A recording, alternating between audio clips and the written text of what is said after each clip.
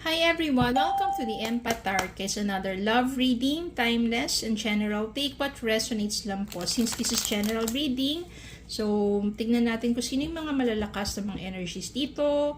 I will draw two first cards, which is yung present situation ninyo.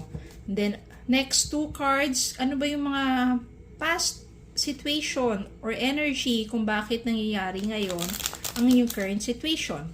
And the last two cards will be ano ba yung mga possibilities in the near future based sa mga energies. Again, this is general reading. Take what resonates lang po.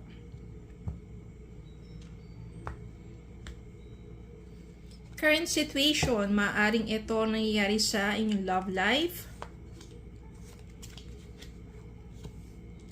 Knight of Wands and the Emperor. Mga parang positive naman ang mga energies na ito. Okay, para sa present situation or kasalukuyang mga energy at kalagayan ng inyong love life, Knight of Wands, nagpapakita ng malakas na energy na pagnanais na kumilos, no? Kasi etong, tignan mo yung ano niya, yung pagnanais niya kumilos, yung passion, yung excitement niya, yung mabilis na pag-usad o pagkilos sa isang situation sa pag-ibig. Ganyan kasi ang Knight of Wands.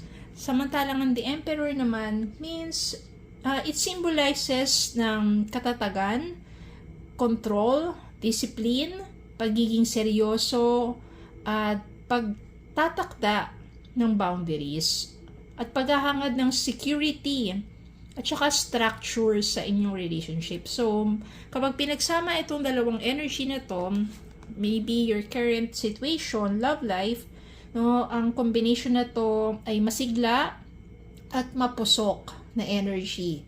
Knight of Wands kasi yan yung mapusok at saka yung masiglang energy. At meron ding maturity dito, kontrolado, at serious na energy, which is yung the Emperor naman.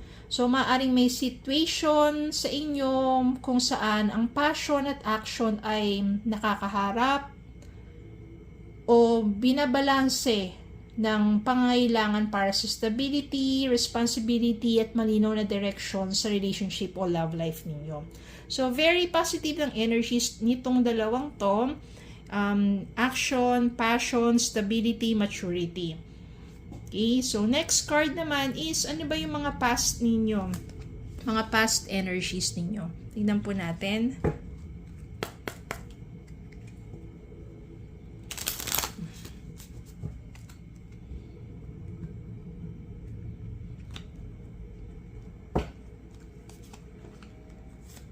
We have here Knight of Swords and Two of Swords. Maaaring ito yung mga, sabihin natin mga past energies. Okay, para naman sa mga past influences or yung mga dahilan o pinagmulan ng kasalukuyang situation ninyo. King of Swords, ito yung nagpapakita ng energy ng logic, pagiging objective, hindi siya yung ganong emotional, no? Malinaw yung kanyang pag-iisip, mas sinisimbolize dito yung katotohanan at paggawa ng decision gamit ang isip kaysa emotions, no? Tapos yung Two of Swords naman, it symbolizes naman yung pag-aalinlangan. Kaya nga Two of Swords yan di ba? Yan. So, mahirap mamili, parang gano'n, yung umiiwas sa decisions or yung situation na kailangan balansehin yung dalawang magkaibang options or pananaw. So, kapag pinagsama mo tong energies na to, ang maaring nangyari dito before, no, pinapakita nito na nakaraang sitwasyon na nangangailangan ng malinaw na sabihin na judgment or matalinong pagde-decide. Ngunit may kasabay din na pag-aalinlangan o pagharang sa emotion or hindi agarang pagpili ng direction. So, ang energy na to ay maaaring naging ugat o naging malaking impluensya kung bakit nabuo ang kasalukuyang situation na nakikita sa Knight of Wands and the Emperor. So, malaki talaga influence ng nakaraang energy ninyo, no? Minsan may mga pag-aalinlangan, pero mas more of logic kaysa sa emotions. Kailangan minsan isip muna O, pagdating sa love, hindi puro emosyon. Kailangan din gamitin mo na ang pag-iisip sa mga para sa tamang desisyon about your love life. And last, 2 cards is for, sabihin natin, possibilities in the future sa connection ninyo based do sa past and sa current situation ninyo. Tapos, bubuo tayo ng message or mensahe para sa inyo.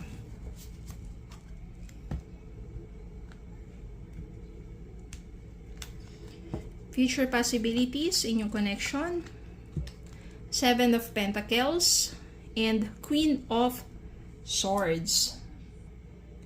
Para naman sa mga possible outcomes ng inyong connection, 7 of Pentacles. So, pinapakita nito yung paghihintay. Kasi ibig sabihin siya nagtatanim ka, hindi naman agad tutubo yun at mamumunga, di ba? So, paghihintay, pagtatyaga, pagre-review ng mga naging pagsisikap sa relationship ninyo, sa connection ninyo, or pagtingin kung ano ang magiging bunga ng naunang ginawa. Samantalang ang Queen of Swords naman, it symbolizes yung clear yung mind, yung pagiging direct at tapat, matibay na boundaries, pagiging independent, at paggawa ng decision batay sa katotohanan. So, sa reading na to, no, it's more of mind over emotions, being logical.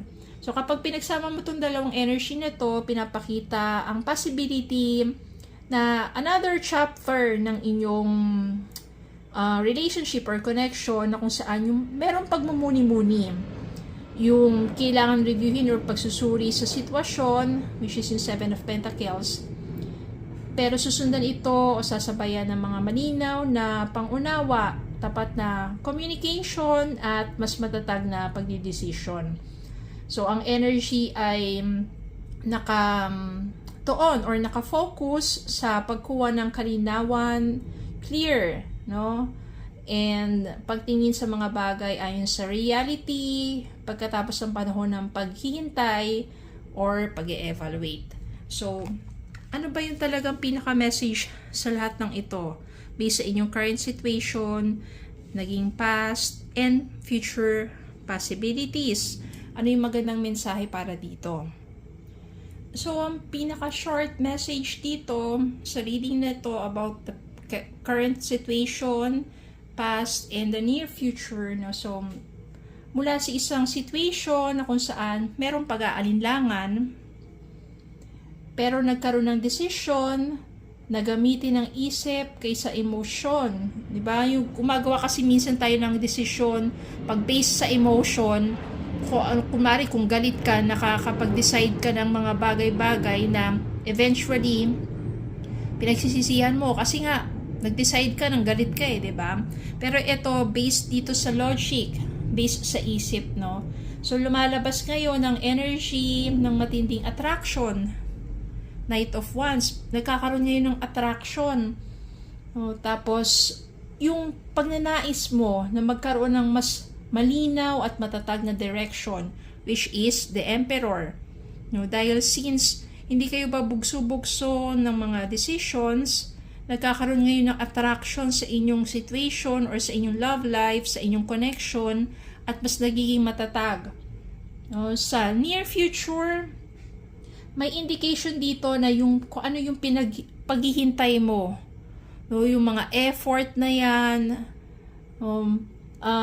yung pag-evaluate ng mga nangyayari sa inyo, diba? Sabihin natin reflections, hahantong to sa mas magiging clear na understanding at saka mas strengthen, no, yung boundaries. At saka ang pinakamaganda dito, tapat na pagdedesisyon tungkol sa pag-ibig. So, hindi dito lumalabas na yung emotional, no, it's more of logical, it's more of making decisions sa bawat situation ninyo. And yung mga effort na yan ay magkakaroon mas matatag na kinabukasan or possibilities about your love life. Minsan kasi sa love life, di ba, kapag puro emotions ang pinapairal, dumadating, nagkakaroon ng mga decisions na eventually nakakapanakit at nagiging, sabihin natin na eventually pinagsisisihan mo. Pero dito, kailangan lang ng clear ang iyong mind in order to make some decisions, efforts.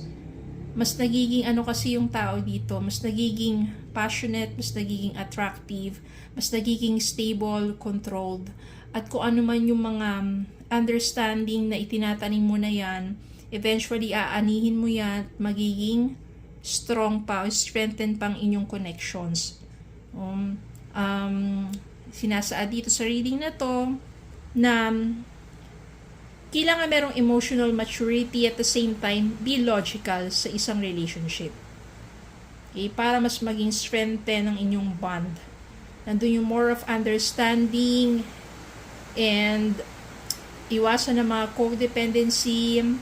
Kailangan para mas maging stable ang inyong connection.